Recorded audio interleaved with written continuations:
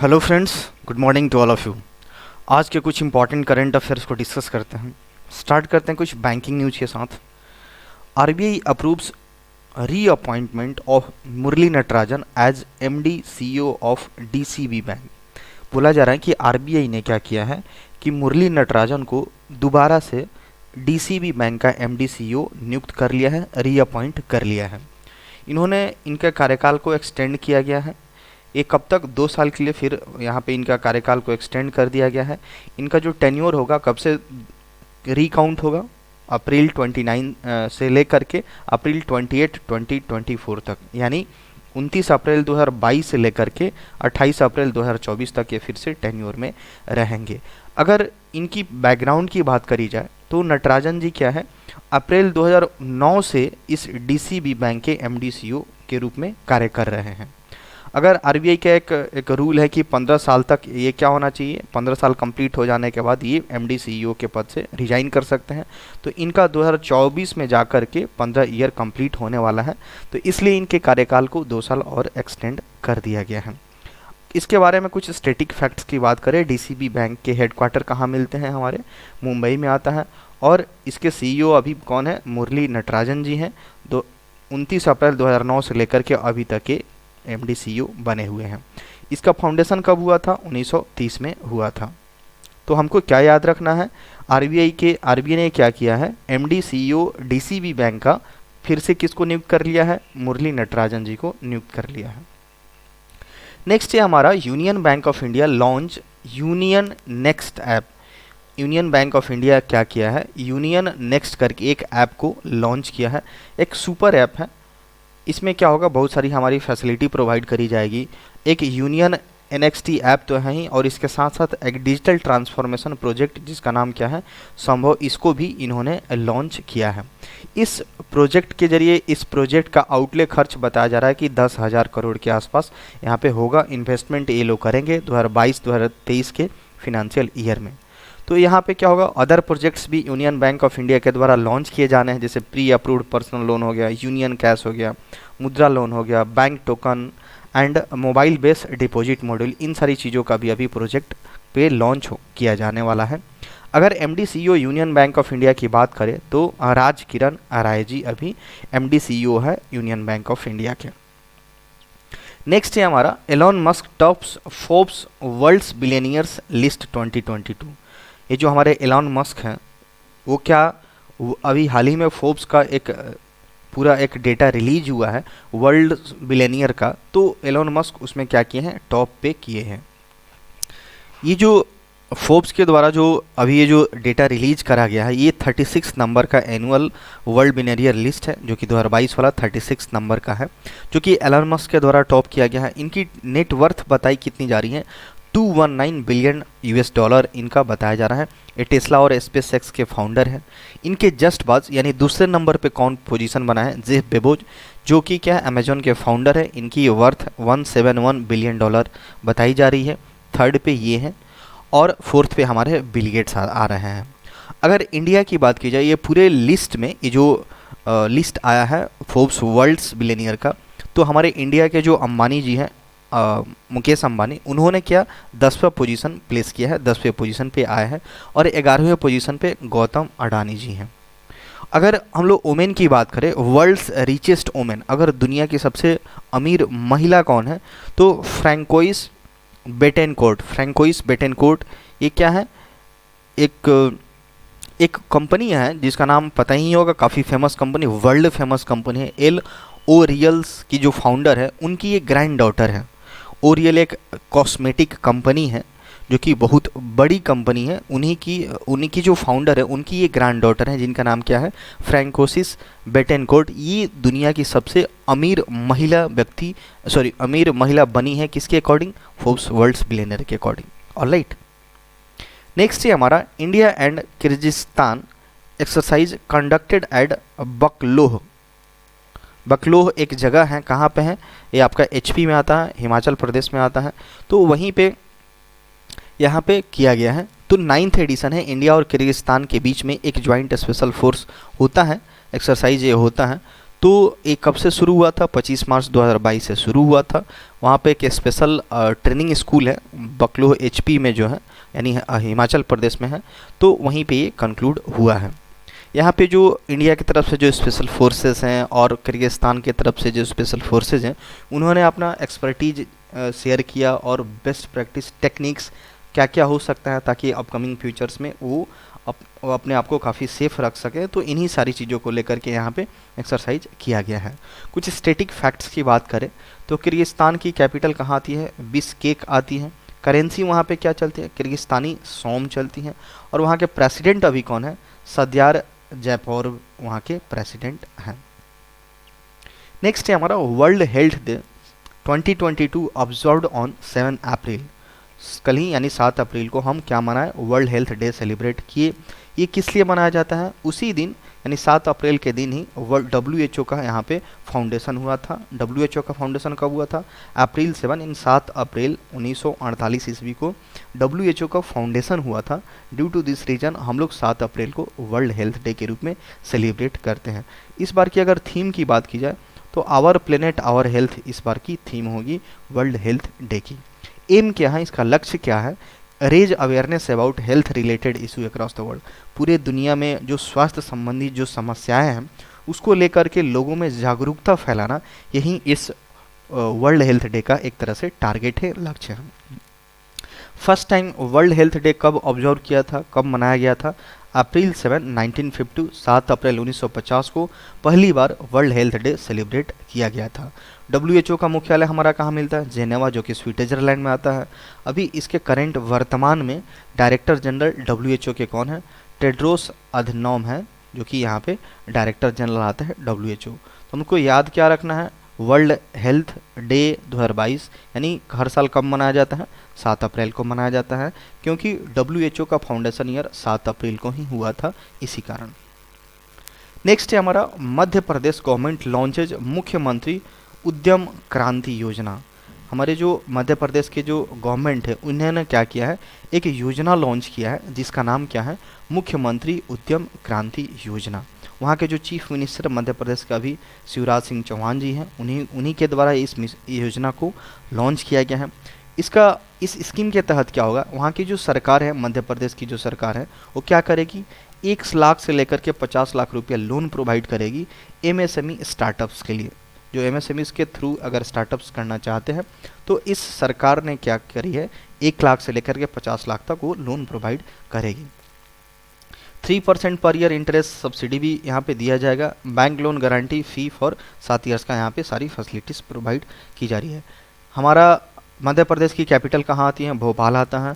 और यहाँ के कुछ इंपॉर्टेंट पार्क्स की बात करें, नेशनल पार्क्स वहाँ पे कौन कौन से अवेलेबल हैं, तो कान्हा नेशनल पार्क हमारा मध्य प्रदेश में आता है, पन्ना भी वहीं आता है, पेंच, बांधवगढ़ भी वहीं आता है, सतपुरा हो गया, माधव, वन विहार, फोसिल सतपुरा आ गया, नेशनल पार्क यहीं पे आते हैं।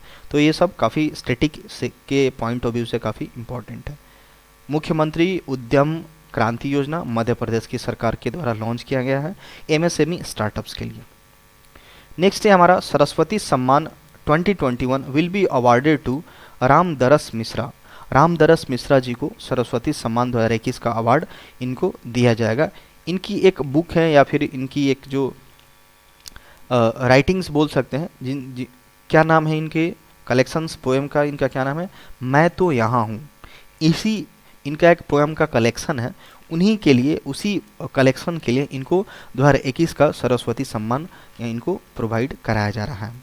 ये कब से शुरू है? प्रेस्टिजियस जो लिटरेरी अवार्ड सरस्वती सम्मान 1991 से इंस्टीट्यूटेड है, यहाँ से 1991 से इसको दिया जा रहा है।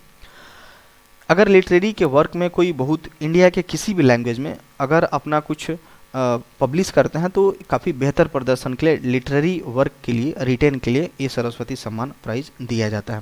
प्राइज़ में क्या क्या दिया जाता है? एक साइटेशंस होता है और एक प्लेक होता है और एक 15 लाख का कैश प्राइज है इसमें इन्वॉल्व होता है। 15 इन तीनों चीज़ों को इसमें अवार्ड के टाइम दिया जाता है। अभी करंट हेड इस कमेटी के कौन है? जो सरस्वती सम्मान प्रोवाइड करने वाली जो कमेटी है, जो उस इंस्टीट्यूशन के हेड कौन है? डॉक्टर सुभाष सी कश्यप जी हैं। तो तो सरस्वती सम्मान 2021 का किन को मिला है? रामदरस मिश्रा जी को मिला है।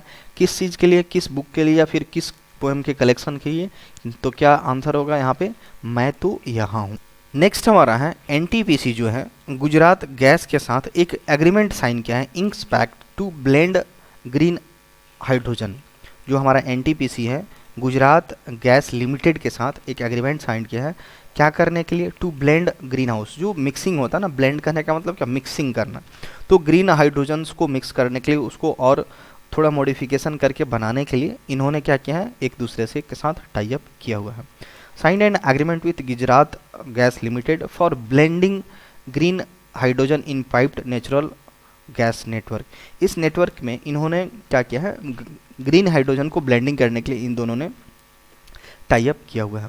लक्ष्य क्या है इसका? कि decarbonisation of cooking sector and self sufficiency for the national energy requirements. इसका टारगेट ये है कि जो कुकिंग सेक्टर में जो डीकार्बनाइजेशन हो सके, जितना से कार्बन का जो इमिशन है बहुत कम हो सके, ये मेरा टारगेट है। और हमारी जो खुद पे डिपेंड हो सके, सेल्फ सफिशिएंट हो सके, जो हमारे नेशनल में जितनी सारी एनर्जी रिक्वायरमेंट्स है उस हिसाब से हम लोग क्या हो सके? सेल्फ सफिशिएंट हो सके, ये हमारा टारगेट है इसका।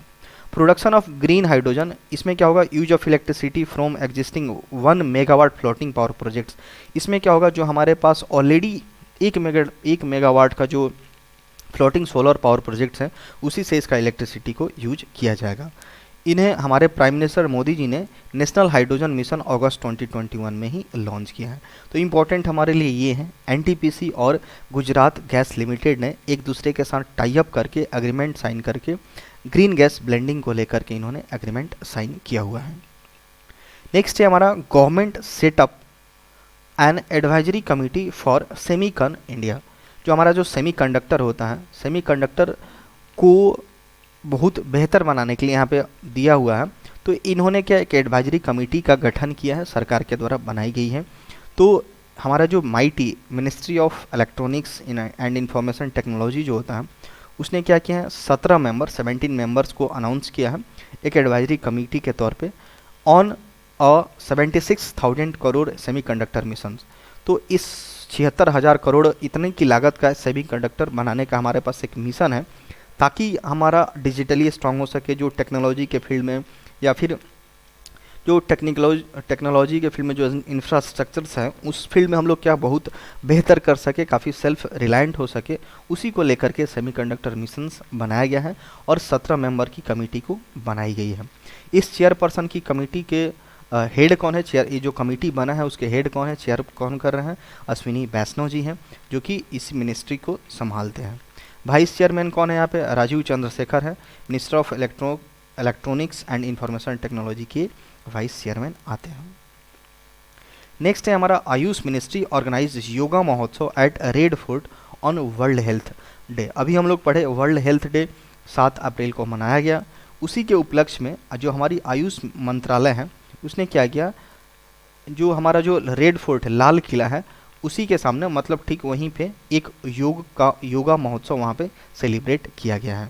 तो एकदम ठीक रेड फोर्ट पे ही यहाँ पे न्यू दिल्ली में इसको ऑर्गेनाइज किया गया है वर्ल्ड हेल्थ डे के दिन। इंटरनेशनल डे ऑफ योगा हमारा अभी आने वाला है, इसमें 75 दिन बाकी हैं। इंटरनेशनल डे ऑफ योगा हम कब मनाते हैं? 21 जून को मनाया जाता है, इंटरनेशनल डे ऑफ योगा यहाँ पे मनाया जाता है। तो इसी को लेकर के यहाँ पे उसी को मार्क करते हुए यहाँ पे इसको सेलिब्रेट किया गया, एक योगा का महोत्सव किया गया। इस योगा महोत्सव पे चीफ गेस्ट कौन आए हुए थे? जो हमारे लोकसभा के जो स्पीकर हैं ओम बिरला जी, वो यहाँ पे प्रेजेंट थे चीफ गेस्ट के तौर पे। ये जो हमारा क्या है 8th international day of yoga 2022 will be organised by Ayush ministry. जो हमारा अभी आने वाला है 21 जून को इंटरनेशनल डे ऑफ योगा, वो 8th नंबर का होगा, 8th एडिशन होगा। तो हमारा आयुष मिनिस्ट्री के द्वारा ही इसको ऑर्गेनाइज किया जाएगा। और हाल में हमारे आयुष मिनिस्टर कौन है? सर्बानंद सोनोवाल जी हैं, ये शिपिंग मिनिस्टर भी संभालते हैं। नेक्स्ट है हमारा ऑकस, एक ग्रुप बना हुआ था, 3 कंट्री को मिलाकर के एक ग्रुप बना हुआ था ऑकस। तो ये से क्या हो गया? ऑस्ट्रेलिया, यूके, यूनाइटेड किंगडम और अमेरिका, ये 3 मिल करके इन्होंने ग्रुप बनाया था, ऑस्ट्रेलिया, यूनाइटेड किंगडम और यूएस। इन्होंने क्या किया है? Defence alliance on hypersonic weapons. तो इन्होंने ये जो तीनों कंट्री मिल करके उन्होंने एक अलायंस साइन किया है, डिफेंस अलायंस इन्होंने एक एग्रीमेंट पे साइन किया है ताकि वो क्या कर सके, हाइपरसोनिक जो वेपन्स है उस पर वो लोग काम कर सके।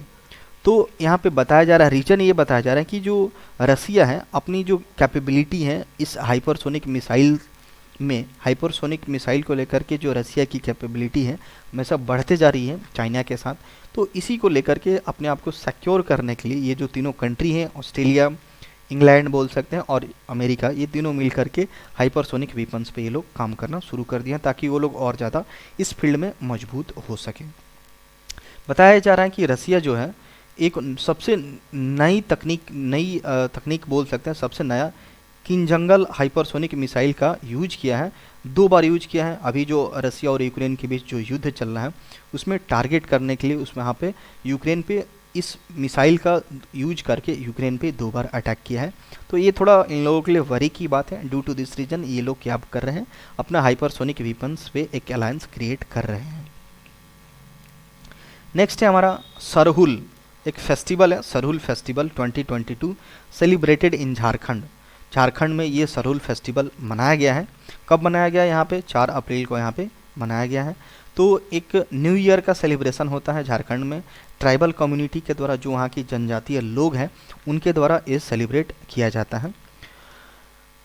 ये कब मनाया जाता है, it is celebrated in the Hindu month of Chaitra, Chaitra के महीने में मनाया जाता है। जब न्यू मून आता है उसके, जब न्यू मून का अपीयरेंस होता है उसके 3 दिन के बाद ये सेलिब्रेट किया जाता है। ये क्या होता है, स्प्रिंग की शुरुआत, जो बसंत ऋतु आता है उसके शुरुआत का भी एक सेलिब्रेशन है। सरहुल वर्ड का लिटरल मीनिंग क्या होता है, वर्षिप, पेड़ पौधा की पूजा करने से रिलेटेड है सरहुल। इस बार ये क्या मनाया गया, 4 अप्रैल को मनाया गया। इंपॉर्टेंट हमारे लिए ये है, सरहुल जो फेस्टिवल है किस राज्य में सेलिब्रेट करा जाता है, तो झारखंड का एक फेस्टिवल है। लास्ट है बुक्स एंड ऑथर से रिलेटेड है। A book title the Maverick Effect, Maverick Effect जो कि किसके द्वारा लिखा गया है, लिखा गया है हरीश मेहता जी के द्वारा लिखा गया है। एक ये टाइटल का नाम याद रखना है, Maverick Effect tells the untold story of how in 1970s and 80s a band of dreamers joined hand to create NASSCOM and pave the way for the IT revolution India. जो NASSCOM है, IT revolutions को लेकर के 1970 से लेकर के 1980 के बीच में हमारा जो आईटी, जो इंफॉर्मेशन टेक्नोलॉजी में क्या रिवोल्यूशन आया, कितने सारे चेंजेज आए, मतलब कितना ज़्यादा इम्प्रूवमेंट हुआ, इन सारी बातों को इस बुक्स में लिखा गया है। और बायोग्राफी ऑफ नेशनल, ये जो बोल सकते हैं नैस्कॉम, जो हमारी एक अपेक्स बॉडी है इंडिया की, जो सॉफ्टवेयर को रिलेटेड और आईटी सर्विस कंपनी की एक अपेक्स बॉडी है, तो उसी की कितना इम्प्रूवमेंट हुआ है इंडिया में, तो इन्हीं सारी चीज़ों को लेकर के इस बुक में लिखा गया है। किसके द्वारा ऑथर किया गया है, किसके द्वारा लिखा गया है, हरीश मेहता जी के द्वारा लिखा गया। Alright, that's all for today.